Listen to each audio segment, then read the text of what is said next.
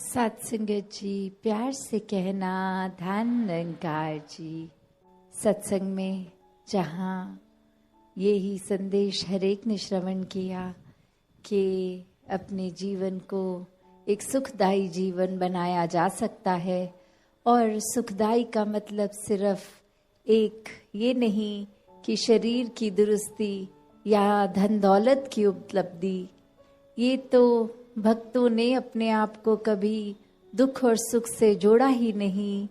ये निर्लेप अवस्था रही है हर भक्त की कि परमात्मा ने चाहे सुख दिया चाहे दुख दिया, उसका असर ही जीवन पे नहीं, क्योंकि जीवन में सिर्फ और सिर्फ इस परमात्मा का ही असर है।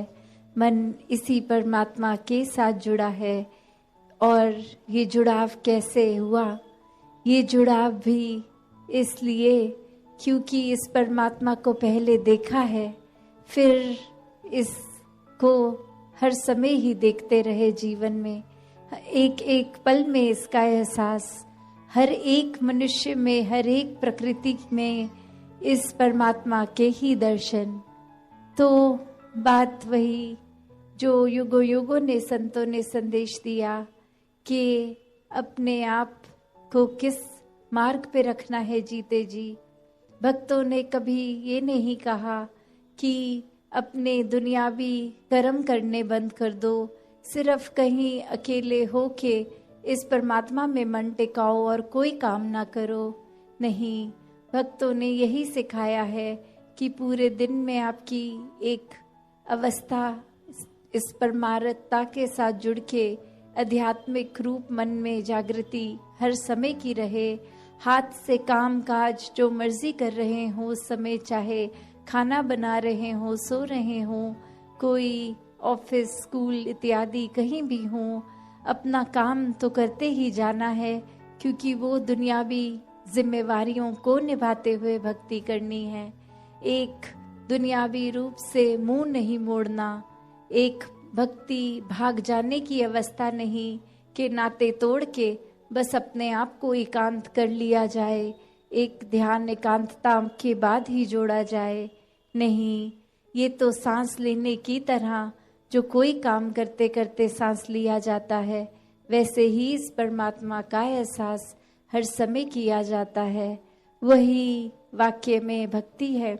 और जब जब ये परमात्मा याद है, तब तक वो कर्म रूप भी हमारे एक खराब उल्टी दिशा में नहीं जाएंगे।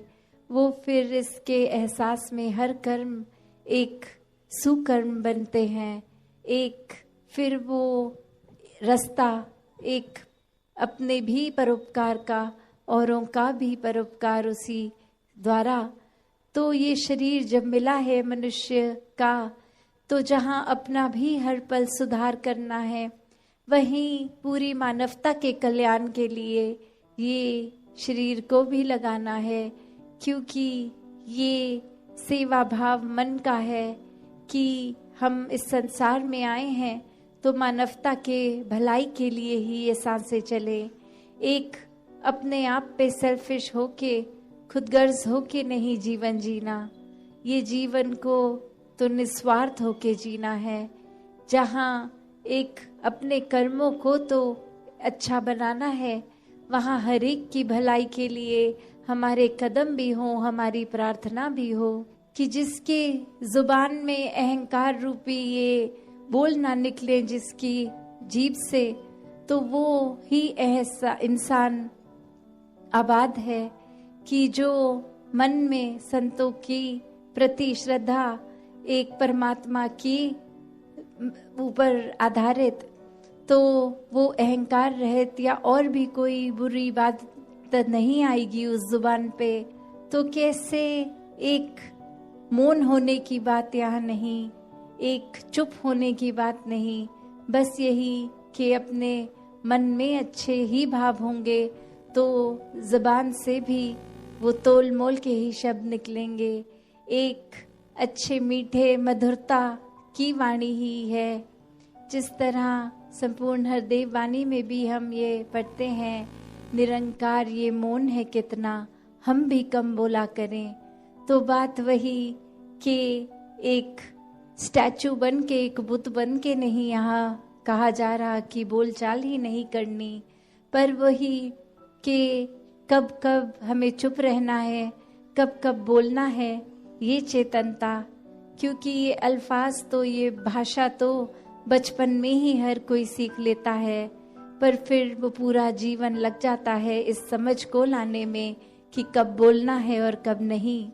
क्योंकि अक्सर अनेकों बार अगर हम ऐसी परिस्थितियों में होते हैं कि कोई कुछ बुरा बोल गया, तो उसी समय एक कठोर वचन हम उसको पलट के ना बोलें, वो समझ कि इस समय वो शांत रहना, ये मौन रहना, वो ही ज्यादा उपलब्धि का कारण होगा। उसी से एक मन के भाव हमारे भी शुद्ध रहेंगे, दूसरे के प्रति भी नफरत नहीं आएगी, और सिर्फ वो कोई मजबूरी की तरह उस समय चुप नहीं रहना, दूसरे की अवस्था समझते हुए कि इस इंसान ने अगर कुछ गलत बोल दिया तो वो परमात्मा उस समय उसको तो भूल गया, हम ना भूलें। ये परमात्मा जिसके मन में होता है वो तो दुरुपयोग शब्दों का करता ही नहीं, वो इंसान तो फिर हमेशा एक सुख चैन अमन प्यार ही बांटता है, चाहे कर्मों द्वारा चाहे शब्दों द्वारा।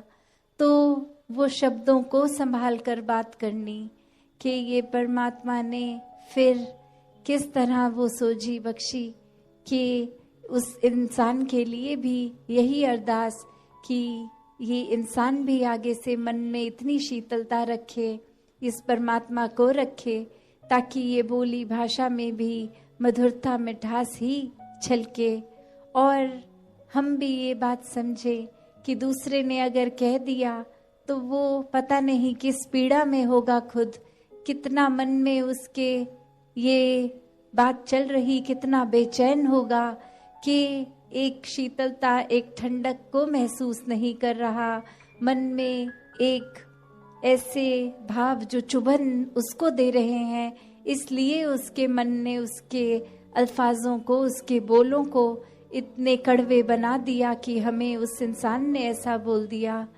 क्योंकि बात वही होती है कि अक्सर अगर हम कोई उदाहरण देखें कि कोई भी फल का हमें अगर कोई जूस निकालना है, तो संतरा है तो संतरे का ही जूस निकलेगा उसमें से, क्योंकि उसके अंदर संतरे का ही रस है। तो बात वही, अगर हमारे अंदर ही एक बहुत ही कठोरता है, एक चुभन वाली अवस्था, एक बिल्कुल भी अशांत मन है, तो फिर ये स्थिरता, ये मन में ठंडक तो हम नहीं महसूस कर पाएंगे, और फिर जो अंदर ही नहीं है वो बाहर किसी और को कैसे दे पाएंगे। जो हमारे अंदर है हम सामने वाले को भी वही देंगे। तो उसी समय अगर मन में हमारे द्वेष है, नफरत है, कड़वाहट है, तो वही कर्मों में भी, वही बोलों में भी हम सामने वाले व्यक्ति को भी बोल देंगे। तो यहाँ एक चुनाव हर एक का, हर समय का है कि हमें किस तरह का जीवन जीना है।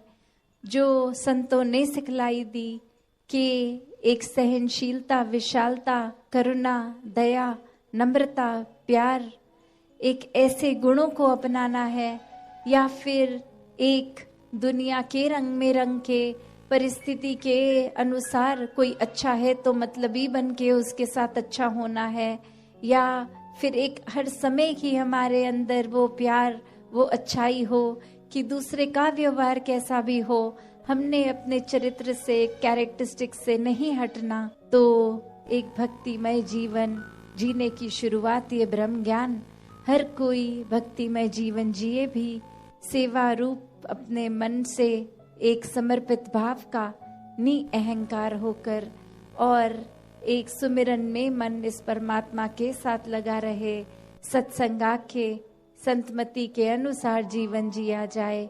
हर कोई एक ऐसे ही भक्तिमय जीवन को जी सके। सत्संगत जी, धन निरंकार जी।